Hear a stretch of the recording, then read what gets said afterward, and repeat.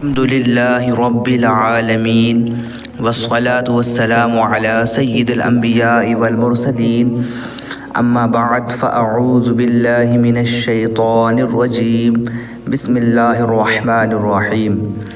محترم سامعین، اس سے قبل ہم نے سورۃ البقرہ کی 25 آیت کی تفسیر بیان کی۔ آج انشاءاللہ 26ویں آیت کی تفسیر بیان کی جائے گی۔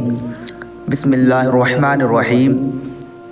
ان اللہ لا یستحیی ان یضرب مثلا ما بعوضة فما فوقها فأما الذین آمنوا فیعلمون انہ الحق من ربهم واما الذین کفروا فیقولون ماذا اراد اللہ بہذا مثلا يضل به كثيرا ويهدي به كثيرا وما يضل به إلا الفاسقين۔ ترجمہ کنز الایمان۔ بے شک اللہ اس سے حیا نہیں فرماتا کہ مثال سمجھانے کو کیسی ہی چیز کا ذکر فرمائے، مچھر ہو یا اس سے بڑھ کر، تو وہ جو ایمان لائے وہ تو جانتے ہیں کہ یہ ان کے رب کی طرف سے حق ہے، رہے کافر وہ کہتے ہیں ایسی کہاوت میں اللہ کا کیا مقصود ہے۔ اللہ بہتیروں کو اس سے گمراہ کرتا ہے اور بہتیروں کو ہدایت فرماتا ہے، اور اس سے انہیں گمراہ کرتا ہے جو بے حکم ہیں۔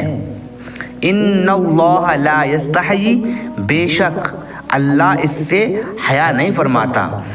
جب اللہ تعالیٰ نے سورہ بقرہ کے دوسرے رکوع میں منافقوں کی 2 مثالیں بیان فرمائیں تو منافقوں نے یہ اعتراض کیا کہ اللہ تعالیٰ کی شان اس سے بلند تر ہے کہ ایسی مثالیں بیان فرمائے، اور بعض علماء نے فرمایا کہ جب اللہ تعالیٰ نے کفار کے معبودوں کی کمزوری کو مکڑی کے جالوں وغیرہ کی مثالوں سے بیان فرمایا تو کافروں نے اس پر اعتراض کیا۔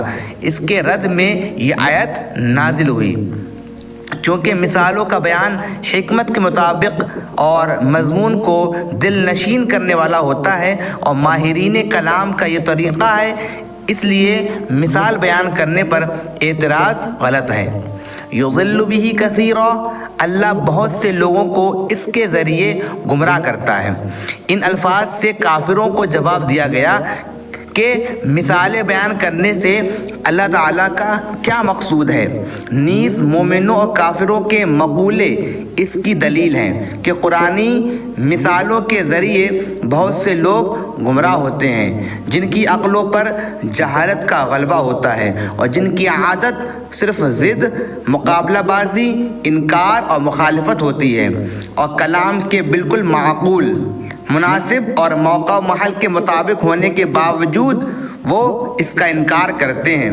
اور انہی مثالوں کے ذریعے اللہ تبارک و تعالی بہت سے لوگوں کو ہدایت دیتا ہے، اور جو غور و تحقیق کے عادی ہوتے ہیں اور انصاف کے خلاف بات نہیں کہتے، جو جانتے ہیں کہ حکمت یہی ہے کہ عظیم المرتبہ چیز کی مثال کسی قدر و قیمت والی چیز سے اور حقیر چیز کی مثال کسی ادنا شے سے دی جاتی ہے، جیسا کہ اوپر آیت نمبر 17 میں حق کی مثال نور سے اور باطل کی مثال تاریکی یعنی اندھیرے سے دی گئی ہے۔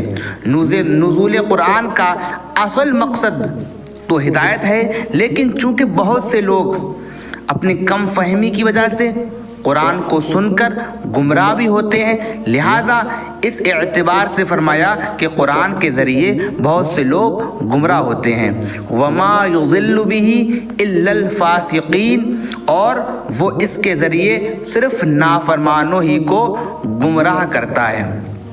شریعت میں فاسق اس نافرمان کو کہتے ہیں، فاسق اس نافرمان کو، اس گنہگار کو کہتے ہیں جو کبیرہ گناہ کا مرتکب ہے، بڑے گناہوں کا مرتکب ہے، بڑے بڑے گناہ کرنے والا ہے۔ اور فسق کے 3 درجے ہیں، یعنی گناہ کے 3 درجے ہیں۔ ایک تغابی، وہ یہ ہے کہ آدمی اتفاقیہ کسی کبیرہ گناہ، کسی بڑے گناہ کا مرتکب ہو جائے اور اس کو برا ہی جانتا رہا۔